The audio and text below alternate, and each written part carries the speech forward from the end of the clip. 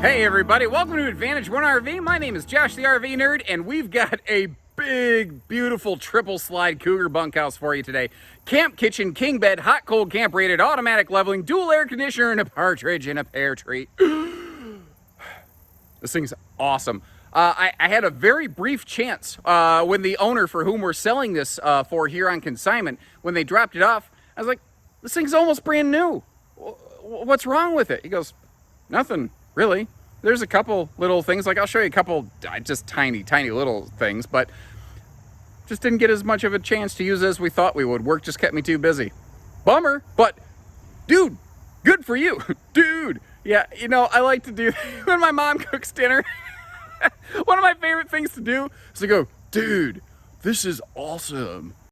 And you know, the problem with most bunkhouses, bunkhouses, they're the campers that have the most people in them. They usually have the least amount of living space. They have the crappiest living rooms for the most people. Now, don't get me wrong. I don't go camping myself so that I can spend all day, every day inside of the RV. But I'm also not camping in something like this where I might spend an extended time where I have just this massive panoramic super slide with all of the windows in the world, brother, over here on the door side of the camper. Jumping over to the entry door area there for a little bit different perspective, this is kind of what you'd see when you'd first come in. That sofa, by the way, is a tri-fold hide-a-bed, because as if in the rear room, all of the sleeping space you had there wasn't enough, you can actually open it up to get even more space. But this is what's so cool about this one. That shiny TV giving you an interesting little kind of reflection silhouette of me over there. I can tell even my reflection, I've got a shiny forehead and I need to lose a couple pounds. But this is what's cool about this one.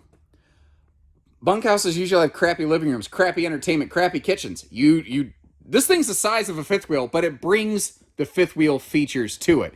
The kitchen over here is a little different. Like, at a glance, it almost feels a little bit underwhelming, but you got to look at it in a little bit more detail. So first of all, this is all a nice sealed edge thermal foil countertop material. The sink is stainless. You've got the like cutting board style covers there. And then look at this. Like I said, you start opening this up. This is why I'm actually a big fan of Peninsula countertops. I think personally, I like them more than islands because you get more counter space, you get more storage space, and I don't know. I think I'd rather have too much rather than not enough of that stuff. But if you need drawer space, baby, we got drawerage galorage over here. Now, there's a power outlet on the right-hand side of that slide coming into view next to that window. There's a little green sticker on it. In case you're curious, this RV is prepped and ready for the Cougar OTG package. Basically, it is not just, like, it has a roof solar prep plug. It has a portable side solar plug. It also has multiple outlets in the RV that are pre-wired to an inverter loop. So if you choose to add an inverter to this, you can run some household stuff just off battery power, understanding that when you do that, you tax the batteries a little more heavily. Now, behind the TV, there's that big, what I call pantrytainment center, but notice over here, you've still got a full-on dedicated pantry there as well. And what's cool? This thing is such an awesome living room. You forget it's a bunkhouse. You forget that you have the, hey kids, go to your room, privacy door back here, or this could be converted into an office, I think, craft room. Now that is a jackknife sofa that can fold down into a sleeper. And up top, we got a move bunk. Get out the way. What I love about that, a lot of flip-up bunks, they sit at like a 45-degree angle. You don't tend to hit your head on them, but man, you always feel like you're going to. That thing right there, it totally gets up out of the way. Now the folks did something here. I wish more manufacturers other than like just Rockwood would do. They got themselves a ladder. Rockwood's one of the few brands that includes one. But what I think really shines back here in this bunk room is just that right there. Doesn't seem like much. But that fourth extra bed space, that is something a lot of RVs don't have. A lot of RVs have like some kind of camp kitchen, or it's like really big and it eats a bunk. This camper does a small camp kitchen for maximum space inside. But what's shocking, they still found a way to include some pretty darn good storage in here. Kind of like there's almost this whole little lower dresser arrangement. But what's awesome, we get over here, you see that you do still maintain at least a little bit of hanging space for the kids, which is frankly a rare find. Okay, so it's late at night.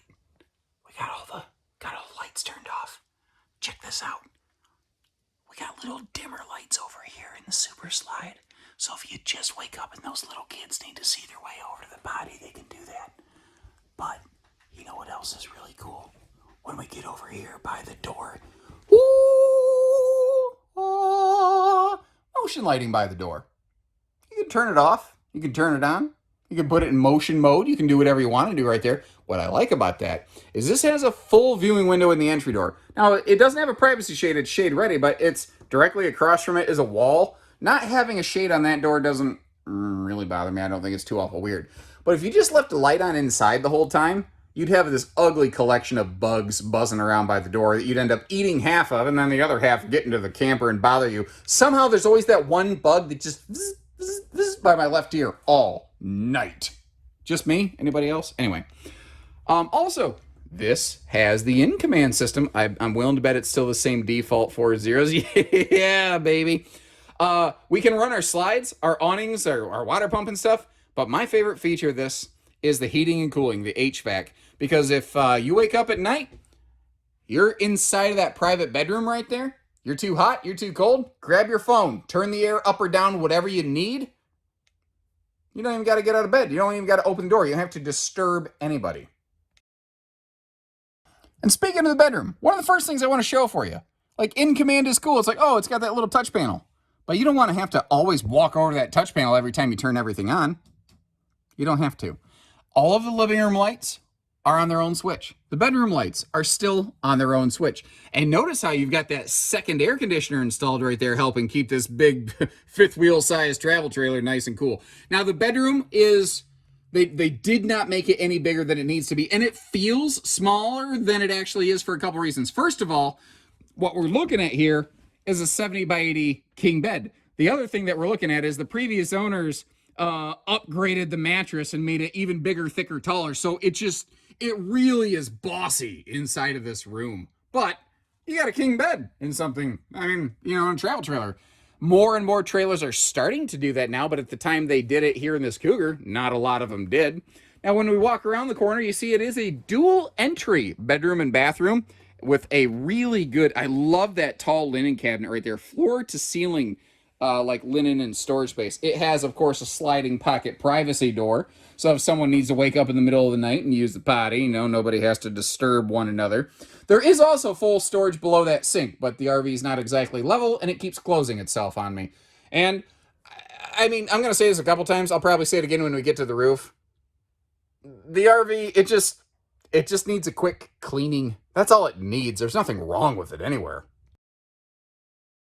Now, melding down through the floor, we're actually over here on the driver's side corner under the bed in the pass-through compartment looking at a couple things. On the upper left, you see the automatic leveling controls. That's one of the other really kind of Cougar signature features that these have had.